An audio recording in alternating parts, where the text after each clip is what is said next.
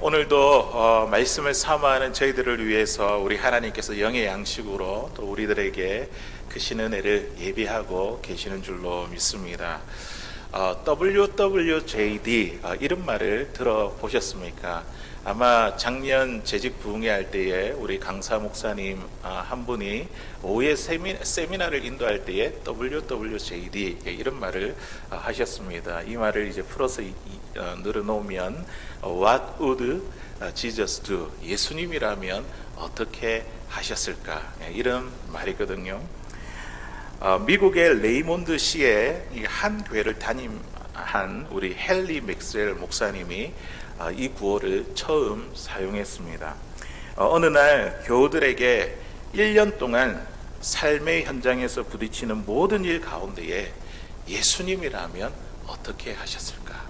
우리가 예수님이라면 어떻게 하셨을까를 생각하고 행동해 보자며 지원자들을 받았습니다. 이 신청자들을 받았습니다. 이 지원자들에게 1년 동안 우리가 어떤 일을 하기 전에 항상 예수님이라면 어떻게 하셨을까를 생각해보고 떠오르는 행동을 예상되는 결과에 구애받지 않고 그렇게 한번 해보자고 이렇게 이야기를 했습니다. 그랬더니 그 결과가 어떻게 되었을까요? 이 서약에 동참한 사람들이 많은 어려움을 겪었습니다.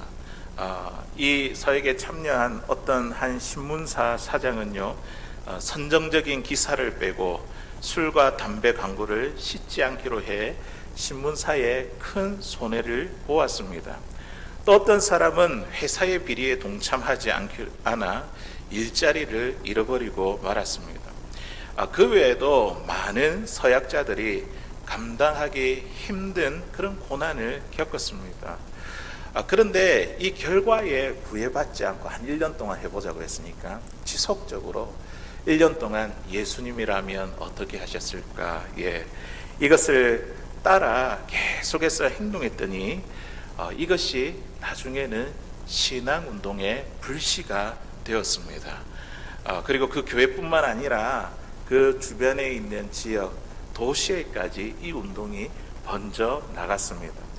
많은 사람들이 성령에 힘입어 예수님의 발자취를 따르는 부흥운동이 그 도시에 일어나게 되었습니다. 오늘 본문에 있는 이 말씀에 보면요, 사도 바울이 에베소 교인들을 향해 이와 비슷한 명령을 가지고 그들을 도전하고 있습니다. 1절의 말씀 보니까 어떻게 되어 있습니까? 우리 같이 읽어보겠습니다. 시작. 그러므로 사랑을 받는 자녀같이 너희는 하나님을 본받는 자가 되고, 하나님을 본받는 자가 되라, 이 명령으로 강하게 그들을 도전했습니다. 영어 성경에 보니까 Be imitators of God 이렇게 되어 있더라고요. 하나님을 모방하는 자가 되십시오. 하나님을 카피하는 자가 되십시오. 하나님이 말씀하는 것 같이 그렇게 말하고 하나님께서 행하는 것 같이 그렇게 일하십시오. 어떤 일을 하기 전에 만일 하나님이라면 어떻게 말씀하셨을까? 하나님이라면 어떻게 생각하셨을까? 하나님이라면 어떻게 하셨을까?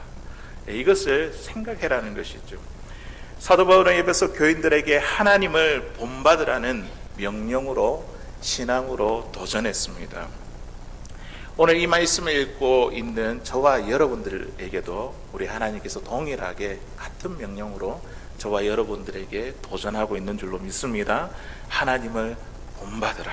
그리고 만일 하나님이시라면 어떻게 할 것인가? 늘 이 질문을 기억해라. 오늘 우리에게 명령하고 도전하는 질문입니다.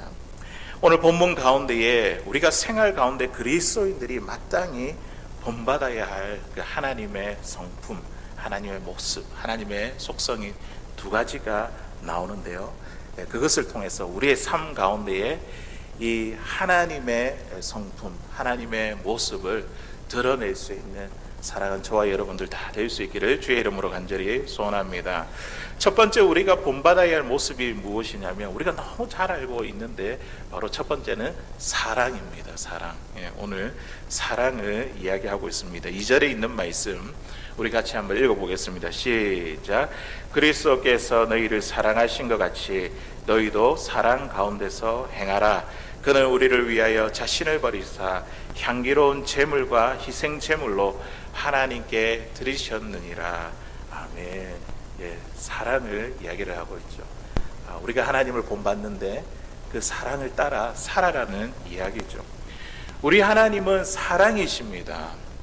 그리고 우리 하나님은 사랑의 본체가 되시고 사랑의 근원이 되십니다. 우리가 하나님에 대해서 설명을 할 때에 사랑을 빼놓고는 하나님에 대해서 이야기할 수가 없습니다. 우리가 갖고 있는 이 성경책은요, 저와 여러분들이 하나님께서 저와 여러분들을 얼마나 사랑하시는지 이것이 기록되어 있는 말씀입니다. 혹시 뒤에 방송실에서 저 무선 마이크를 좀 꺼주시면 감사하겠습니다.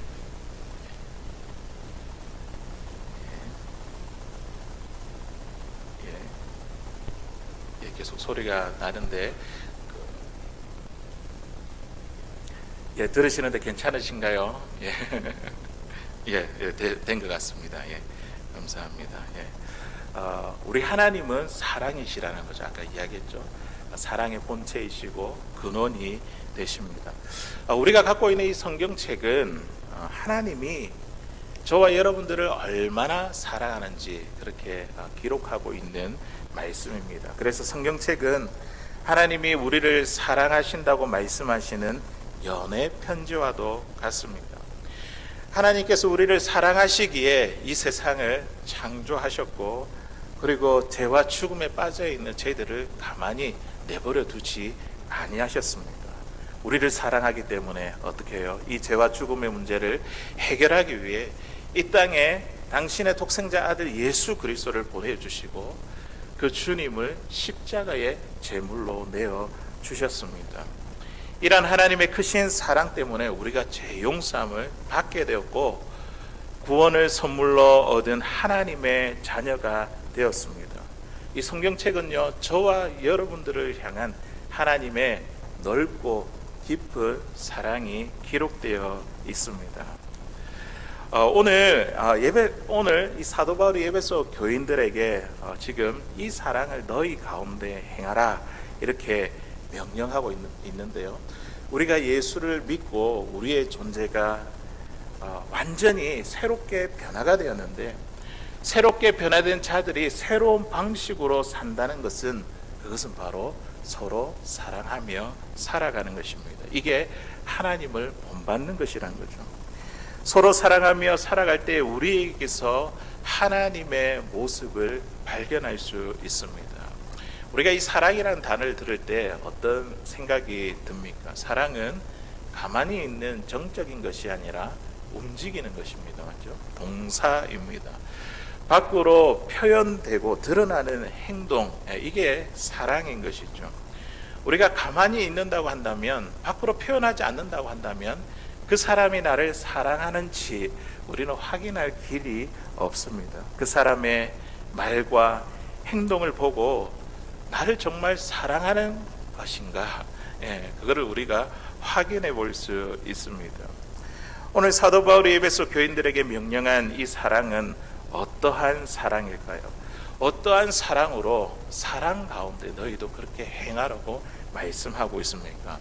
2절에 있는 말씀을 보니까 이렇게 이야기하죠. 그리스도께서 너희를 사랑한 것 같이, 그리스도께서 너희를 사랑한 것 같이, 그 사랑은 다른 사랑이 아니라 그리스도의 사랑을 말하고 있습니다.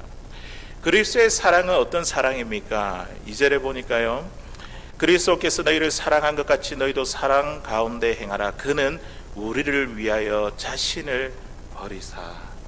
그리스도의 사랑은 어떤 사랑입니까? 자신을 버리신 사랑이죠. 또 그리스도의 사랑은 희생 제물로, 향기로운 희생 제물이 되신, 향기로운 제물이 되신 사랑입니다. 그리고 세 번째로는요, 희생 제물로 하나님께 드리신 사랑입니다. 이 사랑, 그리스도의 사랑은요, 자신을 버리는 수고가 있고요, 그리고 향기로운 제물이 되는 희생이 있으며, 그리고 희생 제물이 되는 대가를 치르는 사랑입니다.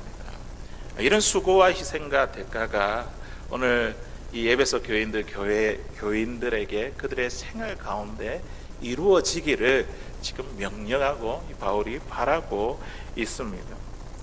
어제 그 엠바우드 요양원을 방문해서 예배를 드리게 되었습니다.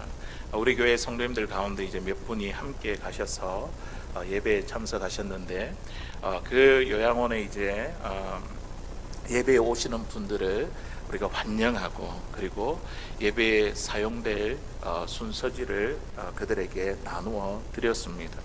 그리고 찬송과 성경 구절을 읽을 수 있도록, 또 찾고 읽을 수 있도록 그들을 도와드렸습니다. 그리고 예배를 마친 후에 교회에서 준비한 간식들을 그들에게 나누어 드렸습니다. 요양원에 계신 분들이 이 예배를 통해서 참 많은 위로와 은혜를 얻게 되었습니다. 그뿐만 아니라 이분들이 더 크게 감동한 것이 무엇이냐면, 자신을 위해서 시간을 내어주신 우리 성도분들, 그분들을 보면서 이분들이 더 큰 위로를 얻으신 것 같더라고요. 그들을 위해서 시간을 내고 환우들을 섬기고 봉사하는 이분들을 보면서 그들이 많은 위로를 받으셨습니다. 이것이 바로 그리스도의 사랑이 아닐까요?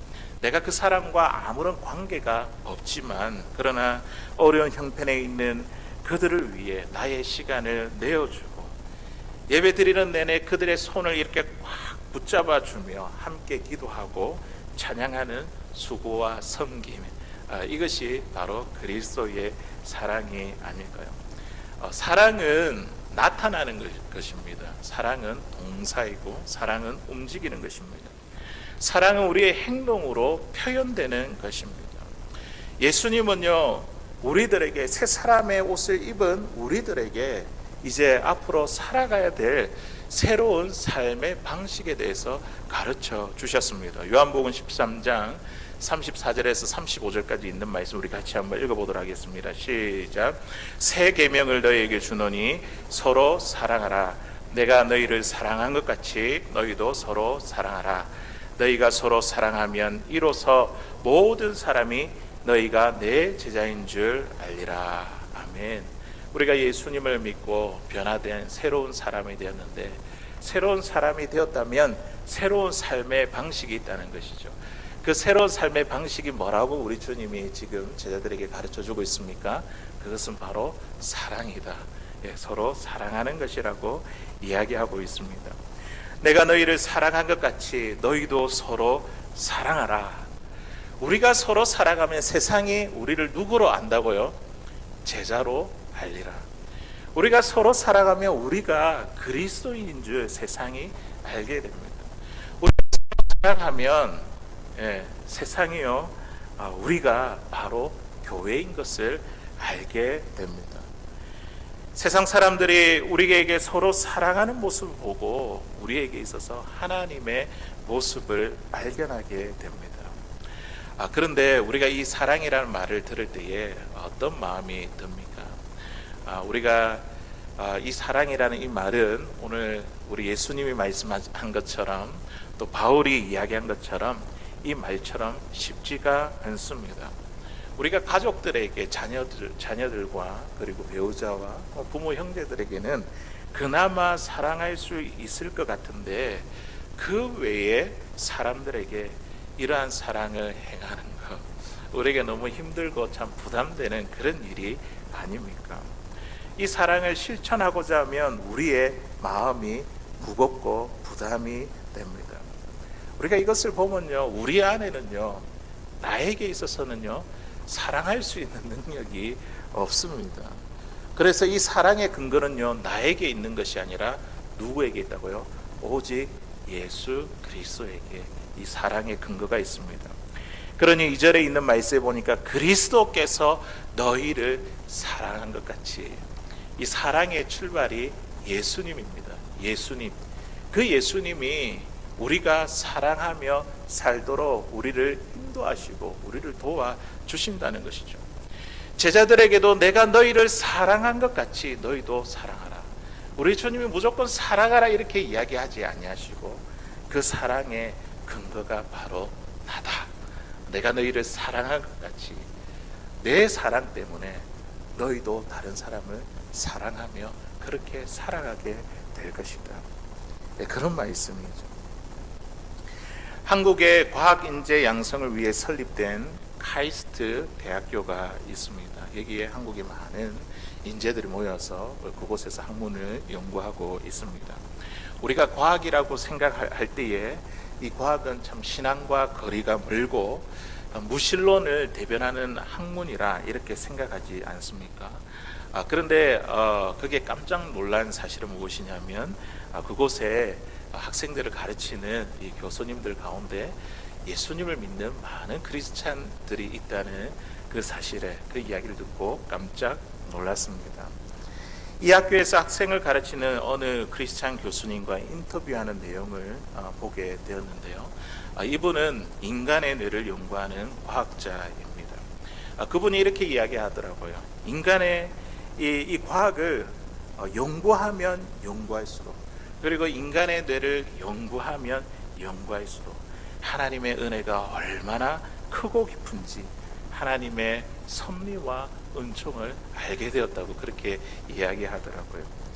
지금은 파킨슨병, 여기에 대한 신약을 개발하고 있는데 이 연구를 하다 보니까 인간의 한계를 너무 많이 느낀다고, 정말 하나님의 은혜가 필요하다는 그런 이야기를 듣게 되었습니다.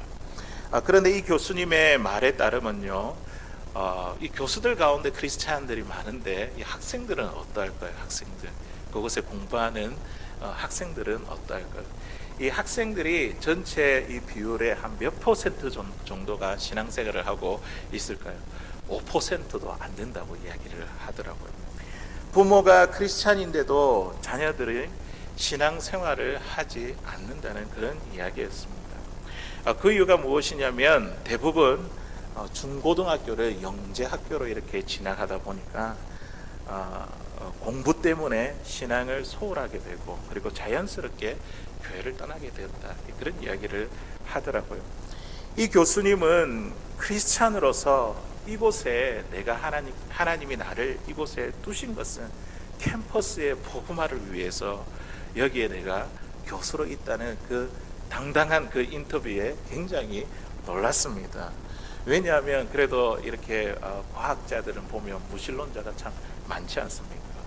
무신론 동료 교수들과 또 학생들로부터 이런 내가 크리스찬이라는 것에 대해, 신앙에 대해서 반대에 부딪힐 수 있을 것인데 이분은요, 자신이 그리스도인이라는 정체성을 분명하게 했습니다.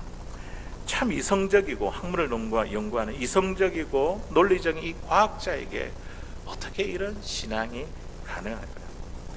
그는 과학을 연구하면 연구할수록 인간의 한계에 부딪혔습니다. 그분이 직접 고백하는 이야기더라고요. 그럴 때마다 인간은 정말 초월적인 존재로 필요한다는 사실을 깨닫게 되었습니다. 자신의 한계를 느낄 때마다 그는요, 그 한계를 뛰어넘는 그리스도의 풍성한 사랑을 경험하게 되었다. 그 사랑 때문에 지금 주님을 알지 못하는 이 제자들을 사랑하며, 그리고 신약을 개발해야 한다는 이웃사랑, 이것을 하게 만들었다는 그런 이야기였습니다. 사랑하는 성도 여러분, 우리가 어떻게 하나님을 본받을 수 있습니까? 하나님을 따라 사랑하며 살 수 있을까요? 나에게는요, 사람을 사랑할 수 있는 능력이 없습니다. 하지만 나를 사랑하신 그 주님이 내 안에 살아계시기 때문에 그 주님께서 일하시고 역사하시면 우리는요, 그 주님으로 인하여 사람을 사랑하며 살게 하십니다. 주변 사람들을 위해 사랑의 수고와 헌신과 인내와 대가를 치르게 하십니다. 오늘 이 말씀처럼 이 하나님의 그 사랑에 따라 우리가 서로 사랑함으로 세상 사람들에게 이 하나님의 모습, 하나님의 이 사랑의 모습을 보여줄 수 있는 사랑하는 저와 여러분들 다 될 수 있기를 주의 이름으로 간절히 소원합니다. 두 번째로 우리가 본받아야 될 모습은 무엇이냐면 바로 거룩함입니다. 우리 하나님의 성품, 정말 뺄 수 없게 빼면 이야기 못하는 그게 사랑이었고, 두 번째는 거룩함입니다. 우리 3절에 있는 말씀 우리 같이 한번 읽어보도록 하겠습니다. 시작. 음행과 온갖 더러운 것과 탐욕은 너희 중에서 그 이름조차도 부르지 말라. 이는 성도에게 마땅한 바니라. 아멘. 자, 여기에서 보니까 음행이 나오고 온갖 더러운 것이 나오고 탐욕이 나옵니다. 이것을 어떻게 해요? 생각하지도 말고 마음으로 품지도 말고 그 이름조차도 이야기하지 말라고 그랬죠. 성도가 마땅한 바라고 이야기하고 있습니다. 에베소 교회 교인들을 보니까 예수님을 믿고도 여전히 옛사람의 옷을 버리지 못하는 것, 여전히 죄의 습관을 끊어버리지 못하고 세상과 구별되게 살아가지 못하는 그들의 모습을 보며 이렇게 이야기하는 것이죠. 음행과 온갖 더러운 것과 탐욕은 그 이름조차도 부르지 마십시오. 그러면서 어떻게 해요? 하나님 닮은 거룩한 삶을 살아가십시오. 우리가 예수님을 믿어 우리의 존재가 완전히 새롭게 변화되었다고 한다면 우리가 어떻게 살아야 된다고? 우리의 삶의 방식이 완전히 달라졌습니다. 어떻게 살아가야 된다고요? 사랑하며 살아가고, 그리고 거룩한 생활을 하며 살아간다는 거죠. 우리의 삶의 방식이 완전히 달라졌습니다. 에베소서 1장 4절에 있는 말씀을 보니까요, 우리 같이 한번 읽어보겠습니다. 시작. 곧 창세전에 그리스도 안에서 우리를 택하사 우리로 사랑 안에서 그 앞에 거룩하고 흠이 없게 하시려고. 아멘. 하나님께서 우리를 창세전에 택한 이유가 무엇입니까? 우리를 부르시고 하나님의 자녀로 삼으신 그 이유가 무엇입니까? 말씀해 보니까 거룩하고 흠이 없게 하기 위해. 우리가 이 세상 가운데 살아갈 때 세상에 따라서 살아갈 것이 아니라 우리가 새 사람의 옷을 입었지 않습니까? 그 새 사람의 옷을 따라서 하나님께서 우리가 하나님 닮은 거룩함과 흠이 없는 그런 삶을 살아가게 하기 위해서 저와 여러분들을 불러주셨습니다. 우리를 택하셨습니다. 세상 사람들은 우리가 죄악에 물들지 않고 거룩한 생활을 하는 우리의 모습을 보며 우리의 모습 속에서 하나님의 모습을 발견합니다. 우리 계속해서 5절에 있는 말씀에 보니까 굉장히 충격적인 말씀이 있습니다. 우리 5절 같이 읽어볼게요. 시작. 너희도 정녕 이것을 알거니와 음행하는 자나 더러운 자나 탐하는 자 곧 우상 숭배 자는 다 그리스도와 하나님 나라에서 기업을 얻지 못하리니. 아멘.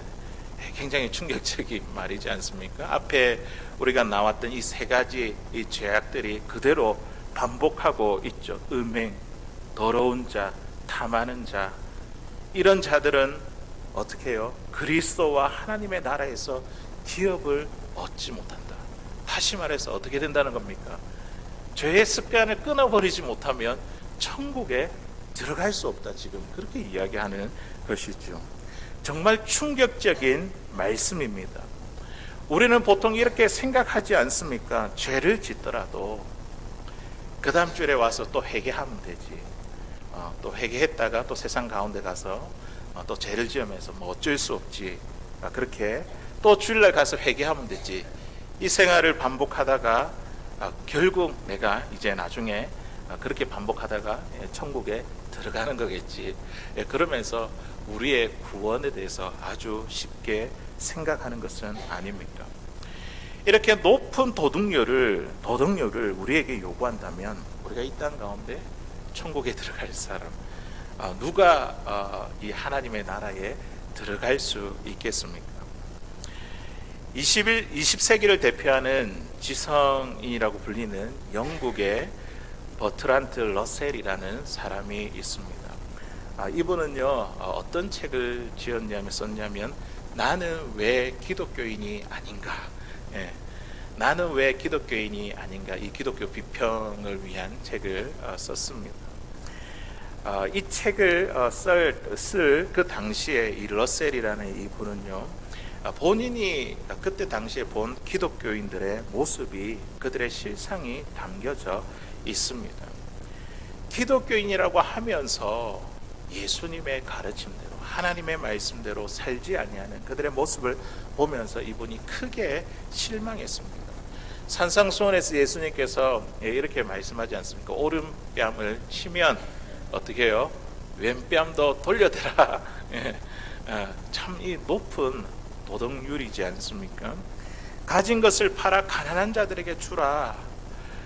이분은요, 예수님의 가르침대로 실천하는 기독교인들을 보지 못했습니다. 그때 당시에 이 영국의 정치인 가운데 25%가 넘는 그런 기독교인들이 있었는데, 이들은 그다지 가난한 자들을 신경 쓰지 않았다고 그렇게 이야기했습니다. 그는 이렇게 이야기합니다. 예수님의 도덕률이 너무나 높기 때문에 나는 처음부터 예수쟁이가 되지 않겠다, 이렇게 이야기를 했습니다. 예수님을 믿으면 그 가르침을 지켜야 되는데 나는 그냥 애초에 이 예수님을 믿지 않겠다며 나는 왜 기독교인이 아닌가, 이 책을 썼다고 합니다. 그런데 버트란트 러셀이 모르는 사실이 하나가 있습니다. 그게 뭐냐면 바로 십자가의 복음입니다. 우리가 못하니까 예수님께서 대신 행하여 주셨지 않습니까? 그리고 그때 당시의 사람들에게 삶의 변화가 없었던 것도 그들이 몰랐던 것이 있습니다. 그것이 바로 십자가의 복음입니다.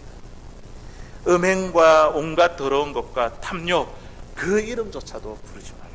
이거는요, 내가 할 수 있는 게 아닙니다. 맞죠? 제 본성을 가진 우리가 할 수 있는 것이 아닙니다. 그렇기 때문에 예수님께서 십자가에 죽으셨습니다.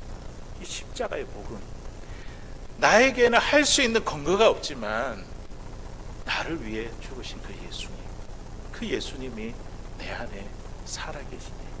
그 주님이 우리가 거룩함으로 음행을 버리고 더러운 것들을 버리고 탐욕을 버리며 거룩하게 살아가게 하십니다. 내가 하는 것이 아니라 주님께서 그렇게 해 주시는 것입니다. 주님께서 해주시는 이 십자가의 복음을 모르니 이 러셀이나 그때 당시의 사람들이 그렇게 말하고 행동할 수밖에 없습니다. 십자가의 복음을 모르면요, 우리가 예수님을 믿는다 하지만 여전히 우리의 삶에 변화가 없게 됩니다. 고린도전서 1장 30절에 있는 말씀 우리 같이 한번 읽어보겠습니다. 시작. 너희는 하나님으로부터 나서 그리스도 예수 안에 있고 예수는 하나님으로부터 나와서 우리에게 지혜와 의로움과 거룩함과 구원함이 되셨으니. 아멘. 누가 우리를 거룩하게 해주십니까? 내가 거룩하게 살아갈 수 있습니까? 내 안에 누가 계십니까? 예수님이 계시죠. 너희는 하나님으로부터 나서 예수 그리스도 안에 있고 예수는 하나님으로부터 나와서 우리에게 뭐가 되신다고요? 지혜와 의로움과 거룩함과 구원함이 되십니다. 예수님이 우리의 거룩함이 되십니다. 예수님이 우리를 거룩하게 살아갈 수 있도록 강권적으로 역사해 주신다는 겁니다. 우리의 삶에 예수님이 계신데 우리가 어떻게 함부로 음행할 수 있겠습니까? 우리의 삶에 예수님이 계신데 우리가 어떻게 아무렇게나 더러운 생각과 마음을 품고 그 행동을 할 수 있겠습니까? 예수님이 계신데 우리가 어떻게 탐욕을 가질 수 있겠습니까? 내가 그렇게 행하는 그 순간만큼은 예수님에 대해서 우리가 놓쳐버리게 됩니다. 우리가 생각하지 못했기 때문이죠. 그러므로 우리에게 필요한 것은 무엇이냐면 우리의 예수님이 나의 의로움과 거룩함과 구원함이 다 되셨기 때문에 우리는요, 이 예수님을 믿는 믿음만이 우리에게 필요합니다. 믿음이 필요합니다. 우리에게 예수를 믿는 믿음. 그러면 예수님이 나를 변화시켜 주십니다. 우리 예수님이 내 안에 있는 죄의 습관을 끊어버리게 만들고 거룩함을 추구하며 하나님을 닮은 사람으로 그렇게 살게 해 주시는 줄로 믿습니다. 우리 마지막으로 세 번째로 하나님을 본받는 자는요, 이렇게 사랑을 추구하고 거룩함을 추구하고, 이렇게 하나님을 본받는 자는요, 감사의 말을 합니다. 감사의 말. 우리가 언어가 변화된다는 것이죠. 우리 4절에 있는 말씀 우리 같이 한번 읽어보겠습니다. 시작. 누추함과 어리석은 말이나 희롱의 말이 마땅치 아니하니 오히려 감사하는 말을 하라. 아멘. 우리가 예수님을 믿어 우리의 존재가 완전히 변화되었지 않습니까? 완전히 변화된 사람은 새로운 삶의 방식을 따라서 살아야 된다고 우리가 이야기를 들었죠. 그 방식이 뭐냐면 사랑이고 거룩함인데, 사랑과 거룩함을 품은 자는 그 입술이 달라진다는 거예요. 어떤 말이 나온다고요? 감사하는 말이 우리의 입술에 나옵니다. 누추한 말이란 어떤 말일까요? 천하고 상스러운 말, 욕하는 그런 말이죠. 그리고 어리석은 말은 무엇입니까? 죄를 분별하지 못하는 말, 하나님을 미워하고 정죄하는 말. 희롱의 말이 무엇입니까? 다른 사람을 놀리고 조롱하는 말, 이런 언어의 습관들. 이런 말을 하던 사람들이 하나님을 본받는 삶을 살아가게 되면 어떻게 해요? 그 입술에 뭐가 나온다고요? 감사하는 말을 하게 됩니다. 에베소 교회 교인들이 예수님을 믿어 그들이 새 사람으로 변화되었지만 그들은요, 여전히 누추한 말, 어리석은 말, 희롱의 말이 흘러나왔습니다. 이러한 말들은요, 새 사람으로 변화된 사람들의 입술에서 흘러나오는 말이 아닙니다. 그러니 사도 바울이 어떻게 하라고요? 오히려 감사하는 말을 하라, 이렇게 강하게 명령했습니다. 사랑하는 성도 여러분, 저와 여러분들의 입술에 어떤 말이 흘러나옵니까? 우리의 가정과 우리 일터와 교회에서 우리의 말들을 한번 점검해 보시기를 바랍니다. 광야의 이스라엘 백성들을 한번 보십시오. 그들은요, 하나님의 은혜를 경험하고도 그들의 입술에 늘 누추하고 어리석고 희롱의 말이 흘러나왔습니다. 광야에서 어떻게 음식을 얻을 수 있겠습니까? 하나님께서 그들에게 만나와 메추라기를 먹이셨죠. 처음에는 이 만나를 보고 먹는 그 반응이 어땠습니까? 꿀 섞인 과자 같다. 감탄하면서 너무 맛있다고 그렇게 먹었는데, 나중에는 이 만나가 매일매일 내리니까 그들이 이 만나에 대해서 뭐라고 이야기했습니까? 하나님이 나에게 이 하찮은 음식을 주셨다. 하찮다고 그렇게 이야기를 했죠. 그들이 애굽의 노예로 있을 때에 하나님께 신음하고 부르짖는 그 소리, 우리 하나님이 들으시고 모세를 통해서 그들을 구원하셨는데, 광야의 부족함을 느낄 때마다 그들이 뭐라고 이야기합니까? 차라리 애굽으로 돌아갔으면 좋겠다. 광야에서 우리를 죽게 만든다며 입술이 나오는 게 항상 원망과 불평이었습니다. 바로의 손에서 구원하신 은혜, 노예에서 해방된 은혜, 광야에서 공급받는 은혜를 생각하지 못했습니다. 입만 열면 원망하고 불평이 흘러나왔다는 것이죠. 이런 자들에게 오늘 하나님께서 민수기 14장 28절에 있는 말씀 보니까 뭐라고 말씀하셨냐면, 우리 같이 읽어보겠습니다. 시작. 그들에게 이르기를 여호와의 말씀에 내 삶을 두고 맹세하노라. 너희 말이 내 귀에 들린 대로 내가 너희에게 행하리니. 아멘. 이 얼마나 무서운 말씀입니까? 하나님이 우리가 내뱉고 있는 말을 우리 하나님 듣고 계십니다. 하나님이 내 말을 듣고 계세요. 우리가 이것을 생각하면 우리가 함부로 아무렇게나 말할 수 없다는 거죠. 내 말이 귀에 들린 대로 내가 행하겠다. 참 두려운 말씀입니다. 이 말씀을 언제 하나님께서 하셨냐면, 이 이스라엘 백성들이 이제 가나안 땅에 들어가기 전에 그 땅에 정탐꾼을 보냈습니다. 그리고 나서 정탐꾼들이 가나안 땅을 보고 와서 어떤 보고를 했습니까? 크고 강한 민족이 거기에 있다는 것이죠. 우리가 그곳에 가서 전쟁을 해서 이길 확률이 없다. 우리는 가면 무조건 지게 돼 있다. 불가능하다. 이런 이야기를 듣고 지금 뭐라고요? 그들이 뭐라고 이야기를 했냐면, 정탐꾼의 보고를 듣고 이렇게 이야기했습니다. 이 광야에서 죽었으면 좋았을 것을. 이 광야에서 그냥 그게 가나안 땅 가면 칼로 다 죽어버릴 것인데 이 광야에서 죽었으면 좋았을 것을. 이 원망의 소리를 하나님께서 들으셨습니다. 그리고 그들의 말처럼 그들은요 가나안 땅에 들어가지 못하고 광야에서 생애를 마감해야 했습니다. 지난 2월에 저희 어머니가 복막암 말기 수술을 하고 이 수술 부위가 회복되지 않아 2개월이 넘도록 아무 음식을 먹지 못한 채 링거에만 의지하며 그렇게 2개월을 넘게 살았습니다. 너무 고통스러워 하나님 제발 나를 데려가 달라고 그렇게 여러 번 기도를 했다는 이야기를 들었습니다.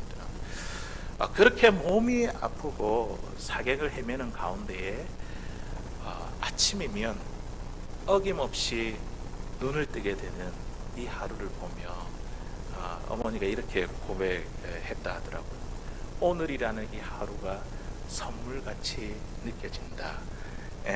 그런 말을 하면서 감사의 말을 아끼지 않았습니다.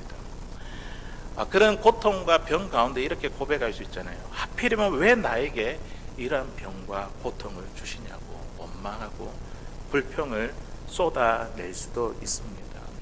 어머니와 함께 같은 병실을 쓰는 아주 체격이 좋은 어떤 남자분은요, 이 암이 너무 많이 전이가 되어서 수술을 할 수 없는 지경이 되어 항암 치료부터 먼저 하고 있다 하더라고요. 그런데 그분의 가족들로부터 이런 이야기를 들었습니다. 암 수술을 할 수 있다는 것이 얼마나 다행인 줄 모릅니다. 이런 이야기를 했다 하더라고요. 어머니는 이 이야기를 듣고 수술을 했다는 이 자체가 하나님의 큰 은혜구나 그러면서 감사의 말을 아끼지 않았습니다. 최근에 이제 통화하고 연락했을 때에 또 이런 말을 음식을 삼킬 수 있으니 참 감사하다. 또 이제 일어나서 걸음을 걸을 수 있으니 참 감사하다. 참 2개월 동안 아무것도 먹지 못했는데 음식을 삼킬 수 있고 또 장기가 이 음식을 소화하는 것 그리고 생리작용이 일어나는 것 이전에는 참 당연한 줄 알았는데 당연한 것이 아니라 하나님의 은혜라는 그런 고백을 듣게 되었습니다. 하나님을 본받는 자는요 감사의 말을 하는 사람입니다. 어느 찬양의 이 가사처럼 우리가 누리는 이 모든 것이 당연한 것이 아니라 하나님의 은혜입니다.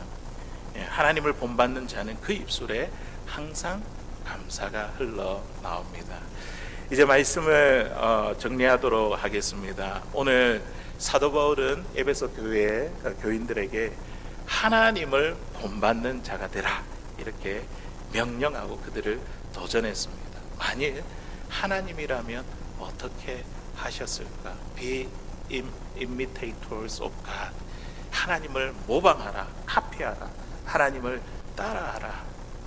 하나님을 본받는 것은 하나님의 사랑과 거룩함을 따라하는 것입니다. 이러한 자들에게 볼 수 있는 언어의 습관이 뭐라고요? 감사하는 말입니다.